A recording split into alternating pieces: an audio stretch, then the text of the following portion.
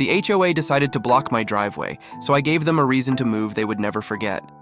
I got home from a long Friday shift to find a massive, gleaming white van parked completely across the entrance to my property. Not just nudged over the line, parked perpendicular like a wall. Taped to the window was an HOA notice. Neighborhood Watch Volunteer Vehicle. Do not move.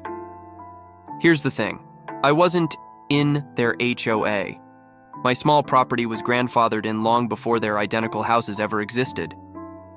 I called the Neighborhood Watch number. The HOA president, a woman I'll call Karen, answered with an annoyingly cheerful, "Security!" I explained that her van was blocking my only way in.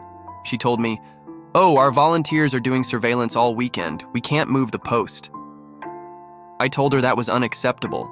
I needed to get into my garage. She actually tisked and said, "Well, the street is right there. Just park on the street like a normal person," and then clicked off. She hung up on me.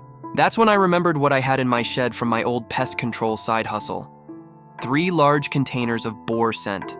It's a thick, potent liquid designed to attract wild boars by mimicking, well, you can guess. It's the most foul, eye-watering stench known to man. But it's perfectly legal to use on your own property to deter deer. I put on gloves and a mask. I didn't just spray it, I poured it. I created a thick, pungent perimeter around the entire van. I soaked the gravel under it and accidentally splashed it all over the tires and wheel wells. Within 5 minutes, the air for 50 feet in every direction smelled like a zoo's dumpster had caught fire. About 20 minutes later, Karen came marching back, flanked by 2 volunteers. They stopped dead, gagging and covering their faces. "What is that smell? What did you do?" she shrieked through her shirt. I just smiled from my porch. "Oh, just doing some pest control. Perfectly legal. Keeps the deer off my azaleas." She threatened to call the police for creating a public nuisance. I told her to go right ahead.